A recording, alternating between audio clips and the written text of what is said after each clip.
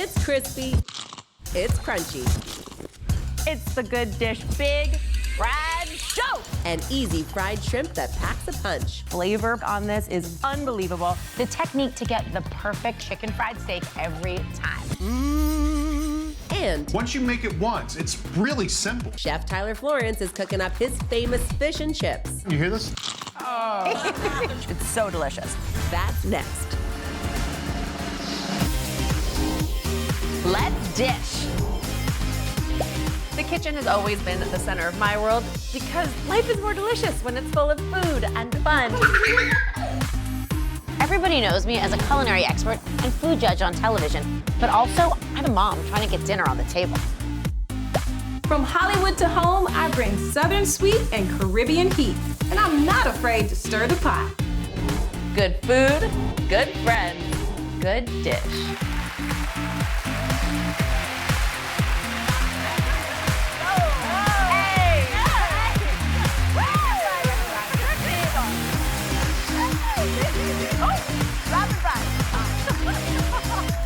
Dancing with fries, not quite as easy as it looks. Welcome to the Good Dish, from funnel cakes to chicken sandwiches and, of course, delicious golden fried French fries. Who doesn't love the crispy, salty goodness of deep fried food? We certainly do. We were dancing with them today. Yes, and today we are celebrating all foods crisped to golden perfection. It's the Good Dish Big Fried Show. Here we are. All right. Yes, ooh, sizzle. I love when we get a sound Oh, effect. I love a sound effect.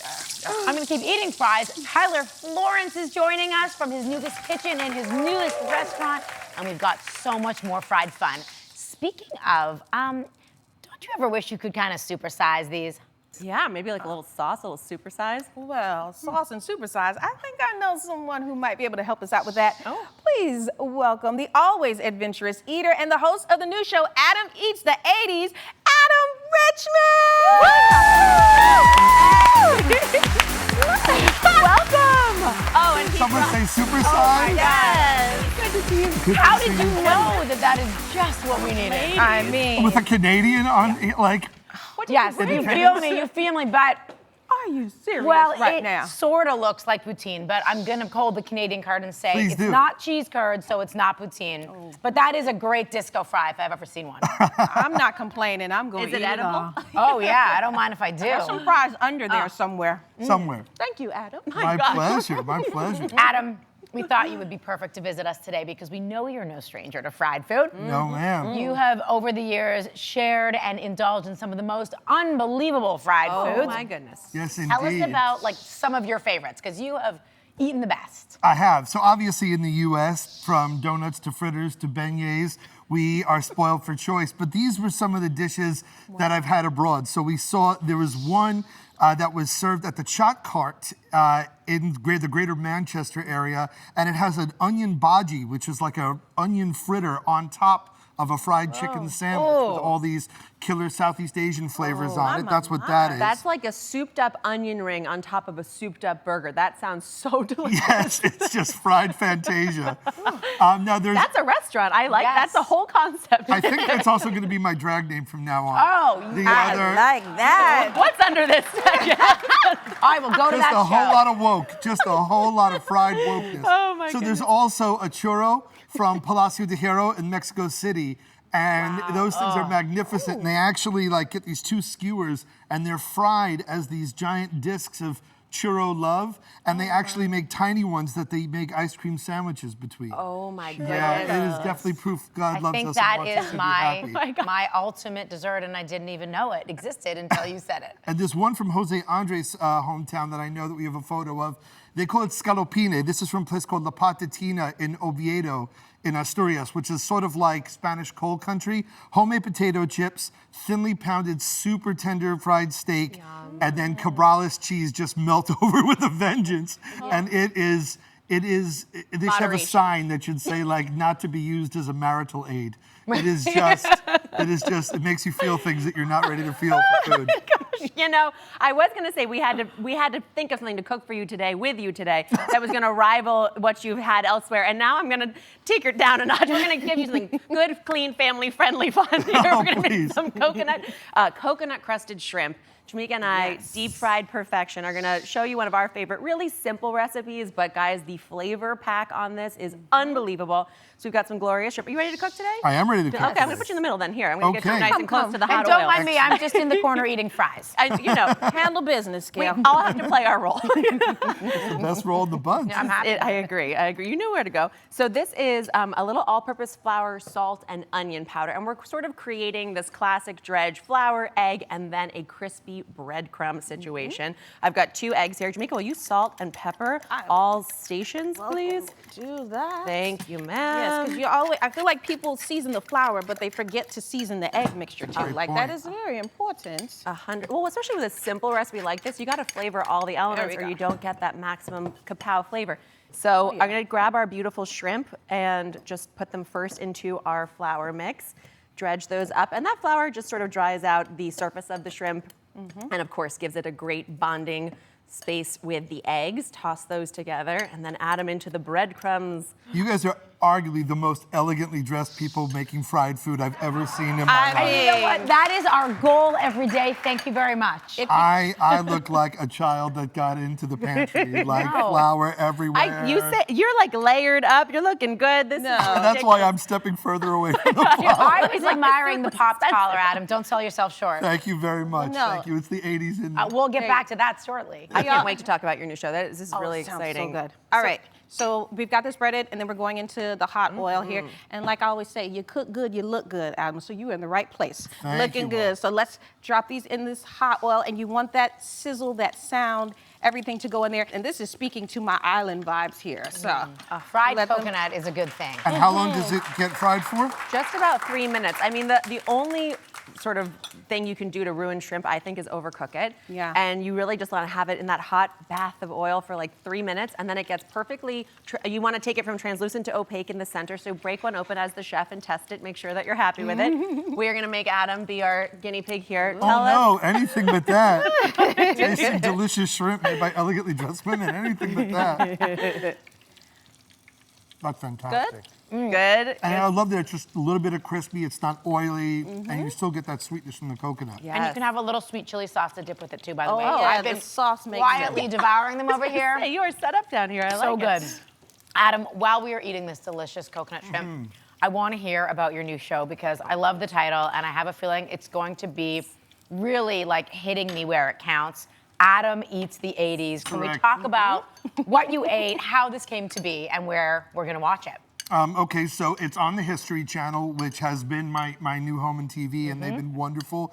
And Adam Eats the 80s is basically my little exploration through the decade, trying foods that were introduced in the 80s, like big brands that came to be in the 80s, but also revisiting dishes that were made by like iconic brands like Domino's, like Pizza Hut, that they only introduced in the 80s and then were never seen again.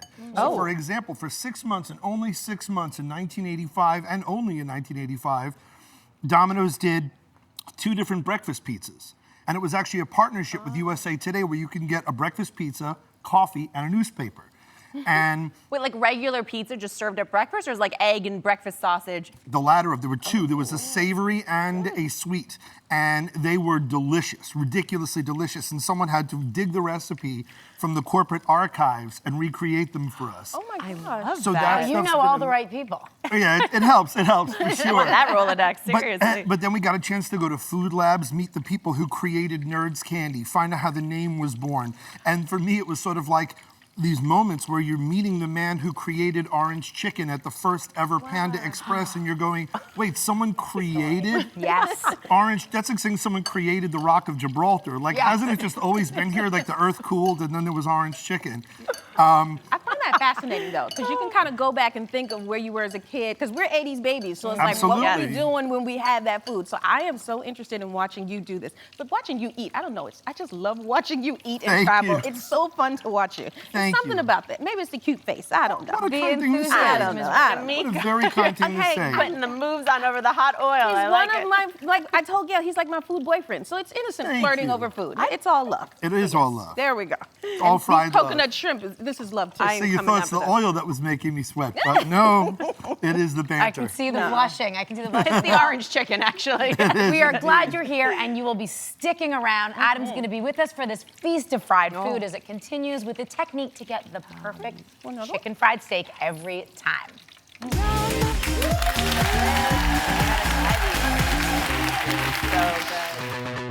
good. Like something you saw on the show today? We're dishing all the details on the good list. All the recipes, important tips, and tricks, all in one place.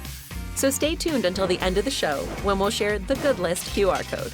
You can scan to send it all right to your phone.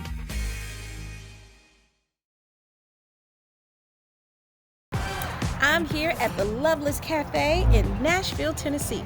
I'm here to devour my favorite Southern comfort staple.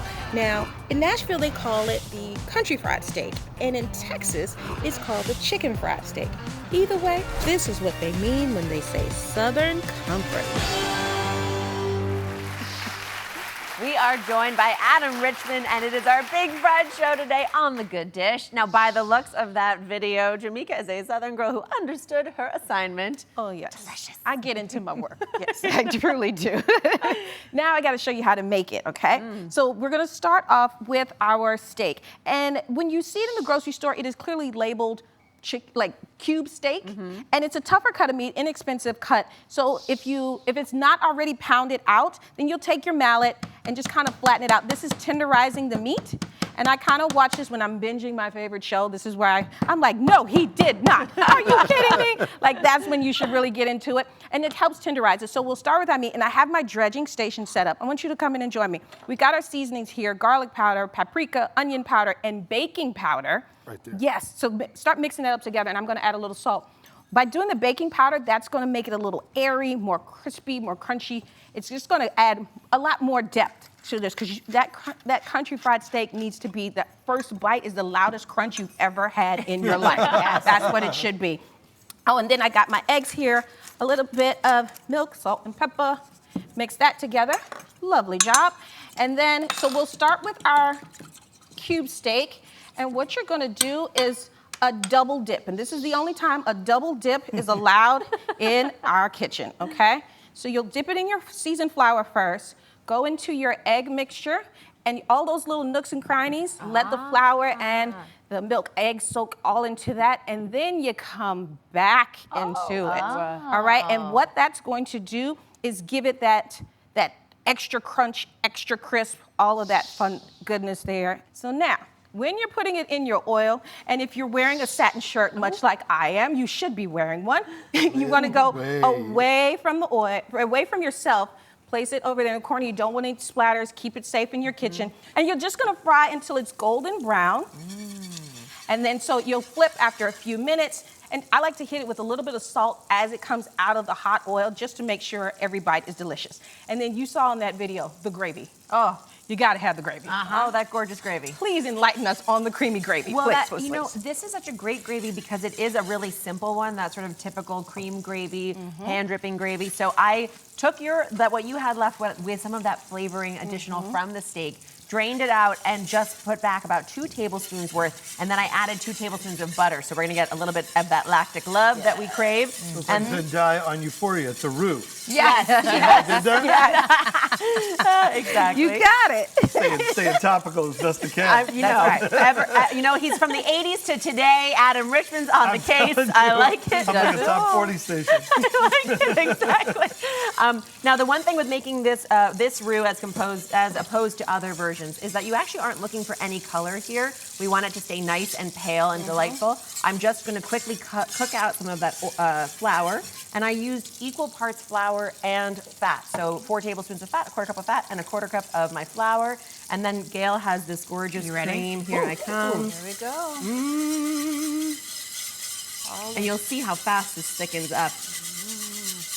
I'm adding a little bit of cayenne chili powder here, whatever you prefer, just to give it Little heat. a tiny bit of heat, some pepper. You want to make sure Lots it's of pepper. seasoned and flavorful. You should see the specks of pepper in it when it lays over that country fried steak. All right. Look how thick that got already. Good stuff. We are ready to dine on this. Oh, yes. Yeah, I'm especially looking at the finished ones at the end of the Well, table. get on down here. You can go down here. Go for it. By all means. Here, I'll bring my plate down there. No, we're all gonna come down here anyway. I'm gonna serve up the last one right here. And while we're serving and while you're in the hot seat, Adam, I have to ask you something. Please. You posted a pic on Instagram recently of you getting a new tattoo. Oh, This is Really? And the picture just shows you getting it, but you haven't ever revealed what it is. And you asked people to guess what it was. And some people had some pretty great responses. Chef Andrew Zimmern, our dear friend, Dear buddy. guessed that maybe it was a Popeye tattoo with his face on it. You're missing his new beard, but otherwise perfect. Someone else guessed that maybe it was Wu-Tang lyrics or maybe the word love. That would be awesome. Mom. I am from New York, and though I am not from Shaolin, aka Staten Island, and do love the mighty Wu-Tang Clan, no, it is not. I'll actually show you what it is. Oh, wait, Kate, this is, are you really gonna show us? Okay. Yeah, sure, why not? Exclusive. What? At The Good Dish and only The Good Dish, Okay. the reveal of Adam Richman's new tattoo. Oh my Take goodness. it Okay. off. Take it off. Here you go. I had gotten one on, I had wait, gotten one, if I may. Yeah, I please. had gotten one on this arm, which was sort of like an homage to my mom, Okay. who is my hero, and I love her dearly. We're big fans of the little engine that could, so it's a little I engine think saying, I I think I can." can. Beautiful. Okay. But this was the one that I have not yet revealed. So this is Audere est facere, which is Latin for to dare is to do. And that is not only a good ethos for life, it's the motto of Tottenham Hotspur Football Club, which is the team I support in England. And so my dad, who passed away in '98, used to do something where if he was going to the like stationery store to buy my stepmom a birthday card in January, saw a perfect card for me for my birthday in May, he'd buy it in January, write it out, put it in his file, so then by the time my birthday rolled around, I would get 7 or 8 of the most perfect cards. So my dad died in January of '98, and I got a card 4 months after he died, May of '98, dated May of '98, that my stepmom found in his files, and he randomly signed it, Eternal Love, Dad. And so I had the signature from that card copied onto my arm. And that's for my dad. So that's for my mom, that's for my dad. So beautiful, Adam. Thank you very much. I just little way of sort of being able Little to like, reminder have every my time. folks with me. Thank you That's for sharing beautiful. that with us. Thank you Thank so you. much. And for Thank the you. world exclusive on your tattoos that are even better than I could have hoped with the Popeye imagery that I had in mind. I know, it sort of makes the Wu-Tang lyric look like a booger by comparison. No offense to the Jizzy Never RZA. respect, of course. Oh my gosh. And any last words on this delicious chicken fried steak? Yes, I need to eat more of it. Jump It's in. fantastic. And I think, again, the real triumph, and I think it speaks to the lovely talent to my right, is that it can easily get too rich, too creamy, too oily, and it is none of the above. Like there's different flavors, and you could get all the different flavors that you put in to the dredge without any of it being lost. It's terrific. That means so much coming from you because you have literally eaten everything on the planet. I'm working So on it. If we can impress this man, I am so excited. You made my day. Thank you so much. Beautiful. Well, I like. I want. Are there any other tattoos? Is that the end? That's the end. And these are, I admit, because I practice the Jew craft, these are a style of tattoo that's made by a company called Ephemeral, and they'll fade in 18 months. No kidding. No kidding. They're real Completely tattoos. They're done. disappear? Completely disappear. So in 18 months, I may choose something a little different, but it's a real tattoo. It's like Wow. a real tattoo gun. Okay, we need to talk offline about that. That is That's fascinating. Right? Pretty groovy, right? Do you know any exes' names on people that needs to happen? Oh my God. We gotta I talk. would look like Pete Davidson. Like, Oh my God. The neck, the whole thing. Well, we will see you long before these tattoos fade. From your lips to God's ears. Yes, and we are going to put this delicious recipe on gooddishtv.com, of course. And you can catch Adam Eats the 80s on the History Channel. Check it out and all that good nostalgia, delicious food, and of course, our good friend. Up next, Tyler Florence is frying up some fish and chips from his restaurant kitchen. Chicken fried steak all day.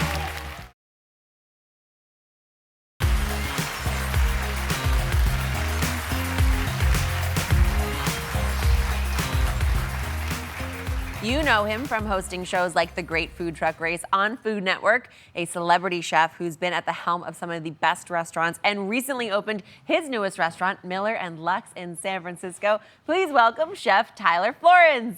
Hi, everybody. Daphne, good to see you guys. Hi, Gail. Hi, Jamaica. How you doing? Hey, Great Tyler. to see you. Well, we love seeing your handsome face and Well, thank you. seeing your face on your Food Network show, The Great Food Truck Race. I binged this show like crazy. It's a fan favorite of mine. But I mean, food trucks have been around, of course, but I will say you should stake your claim that you were a part of the food truck explosion across the country. Everybody was doing it once this show came out, right?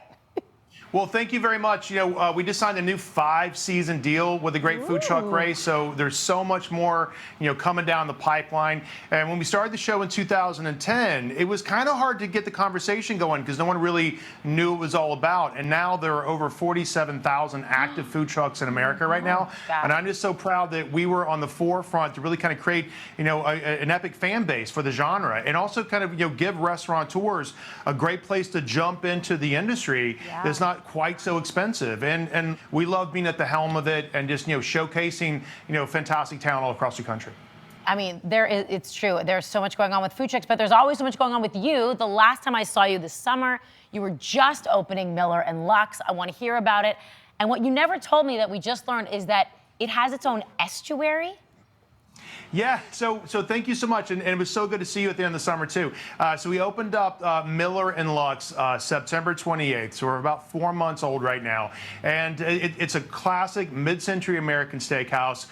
Super exciting. I'm not bragging. I think it's the best restaurant in the city of San Francisco right now. But our 45-day drive program is amazing. Beautiful. Yeah, we're a beef house, so it's very steak-centric. So they have 52-ounce, you know, California dry-aged porterhouse, tomahawk, bone-in New York, filet mignon, all the classics that kind of come along with that. We have truffle potato puree and cream spinach, and like really beautiful popovers that come along with that. And one of our signature items that I think we're really making a mark on is kind of reinventing the Caesar salad experience. So we're doing Caesar salad tableside, along with desserts tableside. We have a champagne cart, all kinds of fun stuff. So it's a really amazing experience. Sign us up.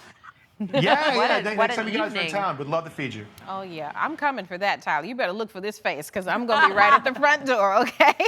Standing reservation anytime. Thank you. Now, it's our big fry show. Now, I got to know, what's your favorite state fair food? Because everything's fried at the state fair. Yeah, when it comes to state fair, like you're talking about corn dogs all day long. I love corn dogs. You're talking about funnel cakes. You're talking about all kinds of really fun stuff that you can definitely find. Some things are great. Some things are worth trying once. You know, like you get a fried Oreo. I don't think those are awesome, but I think you have one. You said you did it. But to me, my favorite state fair food has to be a really good corn dog. No doubt about it. I'm with you on that. Good choice, yeah. Love a corn dog, that sweet, salty bit. You are frying up for us today. It's not a corn dog, sadly. It's also not fried chicken. It's not anything on the menu that you just described, which I'm dying for now, but it is something equally delicious. What are you making today? Absolutely. So today, well, first of all, I want to introduce Matt Macera, our corporate culinary director here. Amazing. Hello, Hi, Matt. There's Matt. Yeah, so Matt's going to be kind of working with us, sliding things in and out, so you and I get a chance to kind of talk and cook at the same time. So we're going to be putting together a batter for my world-famous fish and chips. So we've been rocking this out of San Francisco for quite some time. This is definitely a recipe I've featured on Food Network several times as well. So this is what we call one of our benchmark recipes. It doesn't get any better than this until we decide there's something better, right, for us specifically, right? But it's definitely one of our absolute favorites, right? So we're just going to go ahead and start jumping into the recipe if that's cool with you guys. Go, get into it. We're ready for it. We're busy eating, so you just cook. I love it. Okay, great. So we've got a pot of oil on right now over here. All right, so the pot of oil is on 375 degrees. So that's the first thing you want to do is make sure you got a pot of oil rocking and ready to go. And this is just straight up canola oil, all right? So when it comes to our batter, right, so this is where we think this gets really good. So we're going to start off with all-purpose flour, and that's going to go in. And then I think one of our secret sort of crisp elements is cornstarch. So we're going to add cornstarch to the recipe, and then we're going to add a couple of leavening agents to it. We're going to add baking powder. All right, we're going to add baking soda. All the things. We're going to add salt. We're going to add garlic powder for some really good flavor. And then when it comes to effervescence, you know, sometimes you'll read a recipe about a beer batter for fish and chips. And I think it's good, but ultimately I think there's a bitter note, which tastes great with beer. But I think it kind of gets in the way when it comes to making really great fish and chips. So we like to use sparkling water instead, because at the end of the day, you're just looking for effervescence. You're not necessarily looking for, you know, that bitter, hoppy flavor, which to me, in my opinion, kind of gets in the way And then the batter should look like kind of wet paint, right? Shouldn't be too thick because you definitely don't want a big fat pancake around it, and you don't want to be too thin. So it should be just like thick enough to grip because you also have the different leavening agents are going to puff and give you some great air quality too around the outside, right? So now our fish itself, right? So we've got cod here, which I think is just the best fish to do this with, and you can do it with halibut, you can do it with snapper. I prefer sort of a lean, sort of kind of white flaky fish, which is really good with us. So we're going to take our fillets here, and the fillets are about 6 inches long, and they're all really kind of consistent because you want them to kind of fry at the same time. All right, and then we're just going to drop these into the batter. And you see how actually the bubbles that are starting to kind of pop up from the batter already? So the leavening agents are starting to activate already. All right, and then we're going to make sure we kind of drip off any sort of the excess from the top. And then we're going to go into our batter here. And then what you want to do is just sort of kind of like just let it swim back and forth for a second, and then just drop it in. This is mesmerizing. I know. I could just watch your pot of oil all day. It's such a simple recipe, but you have so many layers to it. It's beautiful. Well, I think there's a science to getting it right. You definitely want to get that right. So we have all this like really amazing fish. We're going to fry this up. This is going to cook for probably close to 8 minutes until it's nice and golden brown and flaky. And then we've also got some really great tips on how to make the perfect chips to go along with that. And a great version of it which uses a baked potato instead of using fresh French fries. So I think you guys are absolutely going to love. Exciting. I can't wait to try that. All right, Tyler's going to fry over the break. When we come back, we're adding those crispy potatoes he just talked about to complete this gorgeous dish. Next.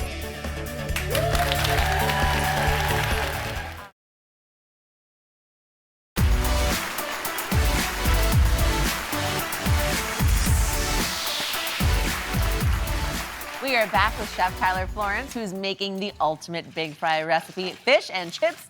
Tyler, give us your pro tip on how to make the perfect chips now that we have this gorgeous fried fish in front of us. Now, take a look at this fried fish, right? So this is over the commercial break. Wow. Isn't that gorgeous, right? Beautiful. So we're going to give it a little blot on a paper towel. And then we're going to transfer this straight to our platter here. Now look, the batter is so shattery, crispy. And again, this is kind of one of our benchmark recipes. It just doesn't get any better than this. And we think that some of you guys will absolutely crush at home.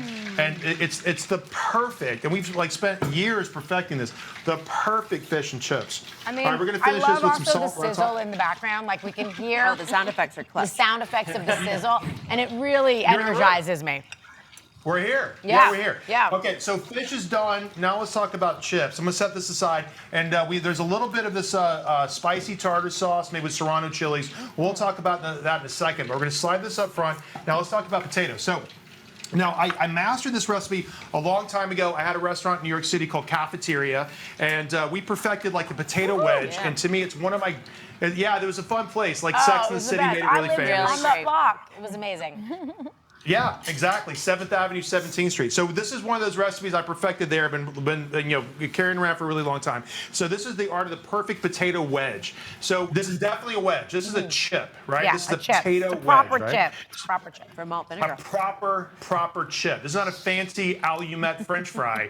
This is a skin-on, super crispy potato wedge. So now take a look at this. So now these potatoes were in the oven at 375 for about 45 minutes. Now they're not baked all the way through because you don't want them kind of fluffy where they'd fall apart in the fryer, right? You'd really want them where they're going to hold up to the frying process and cook one more time. So we're going to take our knife here. We're going to cut these into either thirds or fourths, right, depending on how big the potato is, until you get these really beautiful wedges.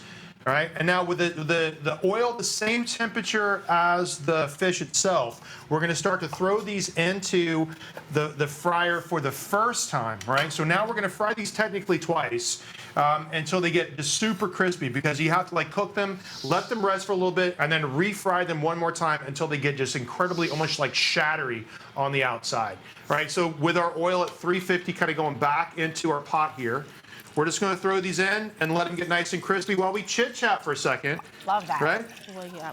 I think shattery is my new favorite word to describe the texture I want for all of my fried food. Absolutely. Shattery. Yes. Yes. Tyler, I have to tell you, I love when my food comes with its own built-in sound effects because as I devour this fish, like it is the immense sound of crunch. And and then I get to the chips. It's like it's more crunch with the double fry. Like it is. You're right. It is perfectly executed. I can tell you've been working on this for a while, man, because you have it down to a science. It's beautiful. You want to hear crispy? Can you get next to my microphone? You hear this? Come on. There you go. That was real That nice. is what we're experiencing That right is now. a viral crunch right there. You're welcome. You're welcome. Yeah. Now take a look at this tartar sauce while we're doing this, right? Oh, So our I'm tartar sauce, all I think, about in this sauce right here. This Serrano, is it a remoulade? What kind? Tartar sauce. Tartar sauce, yeah. Honestly. Remoulade, tartar sauce, tomato, whatever. You know what I mean? Yeah, exactly. It's good dip. But I like that you really paid homage to the potatoy potato. We've got shattery potato, and Exactly. epic fish. It's so delicious. Yeah, right. It's so incredibly delicious. So the tartar sauce, 50-50 mayo and sour cream. That's my go-to for anything that kind of feels like blue cheese dressing or green goddess dressing. 50-50 mayo sour cream. Great base for tartar sauce. A little bit of sweet pickle relish, lemon juice, and then what I really like is just the kick of the Serrano chili, which I think makes it nice. But you get this like perfect thing. Like this is what you want to start when friends are coming over, because you're going to start inviting friends over. It's like make a really great fish and chip fish fry thing. People absolutely love it. And once you make it once, it's really simple. It's incredibly simple. Awesome. And Delightful. delicious. Thank you so much, Tyler. That really was the crunchiest, most delicious fish and chips I've had in a long time. You can find this recipe on gooddishtv.com and check out Tyler's newest restaurant, Miller & Lux in San Francisco.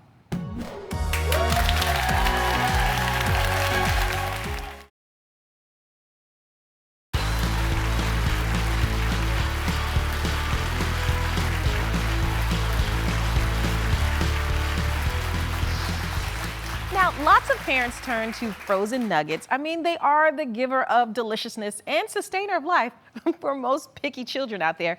But you want to make it the best way, even when you're making nuggets. So we are going to get into it. We sure are. This is definitely an exciting thing for, I know, so many parents, like it or not. Yeah. There are a couple ways to cook chicken nuggets, and some of them are written on the back of the box. And we tried them all, and we have figured out the very best way so that even if you're gonna have to make them nuggets every night, they're eating them well. We tried microwaves first. Now, microwaving your chicken nugget is something I hadn't tried before, and here's why. When we did it, it really just steams the nuggets. They don't get crispy, they don't get golden, they just get kind of soggy, and they are not so lovely.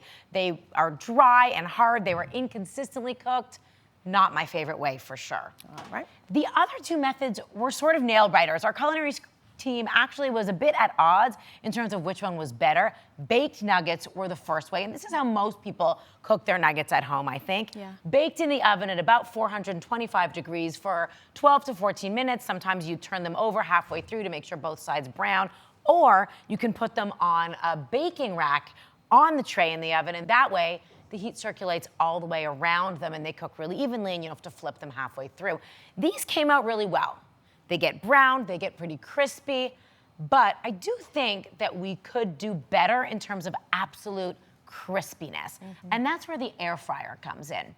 The air fryer was the way to go. If you have one, you should do it. If you don't, the oven method is gonna be fine. But you wanna make sure when you do it with the air fryer that they get cooked all the way through, because the crispiness really can't be beat. Let's get a little nerdy now and show you exactly why. Here's how an air fryer works.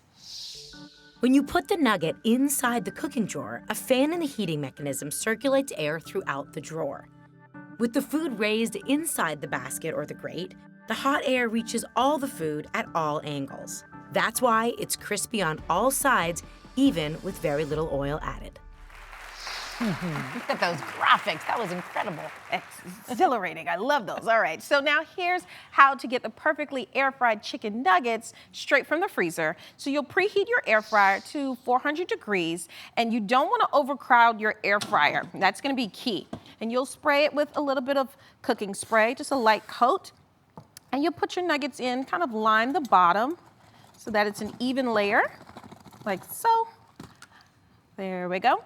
And then you'll close up your air fryer. You let this go for about 8 minutes, and you want to flip them halfway through. And here's what you come out with. Look at that. And you can even hear as I'm sliding around. You hear the crunchy, the crispiness. Now, this is what your kids should know and love, right? So we got to get into this taste because we've talked about it. I am kind of curious, and I'm not necessarily a chicken nugget girl. Well, I mean, we say the kids are into it, but I feel like parents, when they don't eat their chicken nuggets, we kind of pick one off the plate. I end up eating the leftovers. I'm not ashamed to say it. Yeah, so it should be good. It's crispy. Nice bite, good texture. Air fryer is definitely the way to go. Now you can find the whole recipe on how to make the best chicken nuggets at gooddishtv.com. And coming up, we all love to cook with oil, but how can oil adding to your beauty regimen has changed the moisturizing game? Our best secrets are coming up next.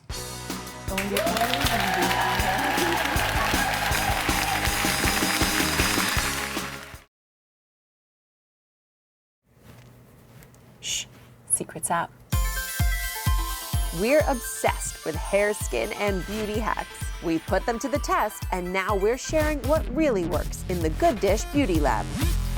Starting in 3, 2, 1. Today is our big fried show, but oils aren't just for cooking. We're in the Good Beauty Lab talking about how to use coconut oil and olive oil for your face and body. So coconut oil is literally part of my every single day nightly routine to help take my makeup off. I don't care if it's just a quick, simple day look, my full TV face, the whole thing, everything comes off with coconut oil. And people don't understand. They're like, what do you mean coconut oil? I took a video so you can see. Take a look at this.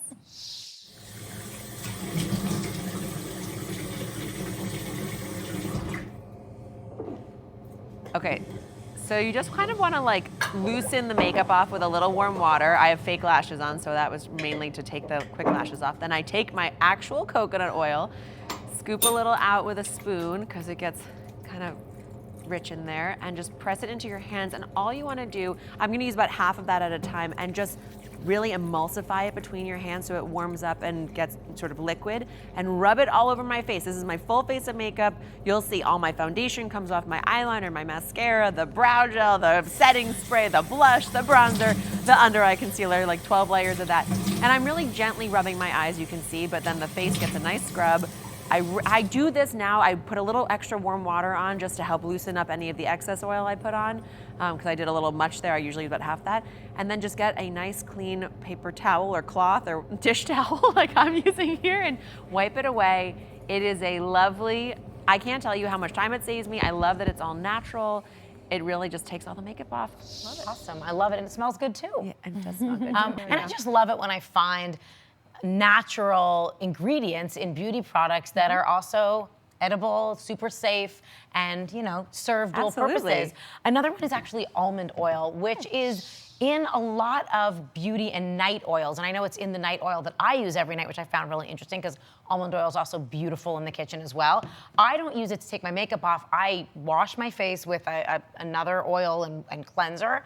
And then I actually put it in a night oil that I put on my face that then moisturizes and hydrates my face right before bed. It's almost like a mask. So I put a really thin layer of this beautiful oil on after my face is cleansed, go to sleep, and at night it just soaks it all in, and it's super glowy and refreshed and hydrated in the morning, especially in the winter when my skin is so dry. Yes. True, true, true. And now I love coconut oil, but my beauty regimen, I use olive oil. Okay. Yes. I mean, it's not just, it's hot in your pantry. I want you to use it for a few other things. Because I heard this. Let's talk about my girl, J-Lo. She says that she's not aging because look at her skin. She uses olive oil like that's her secret weapon. She's stunning, she's beautiful. So if you're watching, come on by and bring us some of that magic J-Lo EVOO, okay?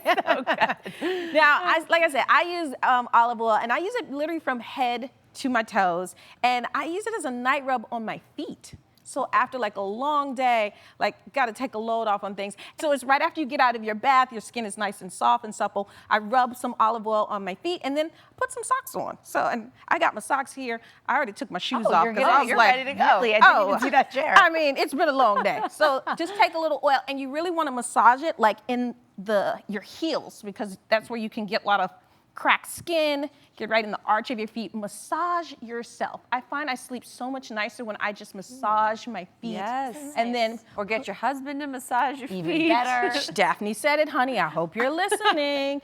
And then put on your socks. I find the more whimsical sock, the better. These are my oiling socks, as I call them, my little puppy socks. So yeah, and then by the morning time, you have the most soft, delightful feet you I'm could not gonna lie, ever you have really imagine. good feet. They're like very foot model-y. It might be that, it might be the J-Lo EVOO that you are putting on every night. J-Lo and Jamaica, that's how we do it. That's our secret.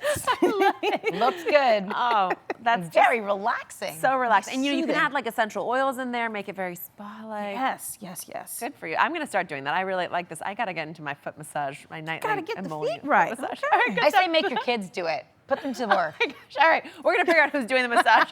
Enjoy these oils, and the next day your skin will thank you. Coming up, the good list and how you can get the recipes for everything you saw on today's show. I was all ready for the dinner.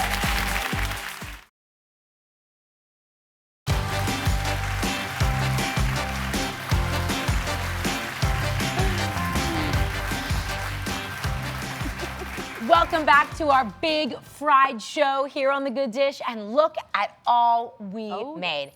Coconut shrimp, chicken fried steak, deliciously crispy chicken nuggets. We've had a great day. A delicious. fun-filled fried day, all right? Yes. So now it is time for the good list. Now you go see that right on the screen, that QR code. I want you to open your camera app and hold your phone right up to it, and it'll take you to the recipes from today and so much more from our show. And you can also head to gooddishtv.com to get it all. Yes. We will see you next time for more good food and good dish. Woo, woo.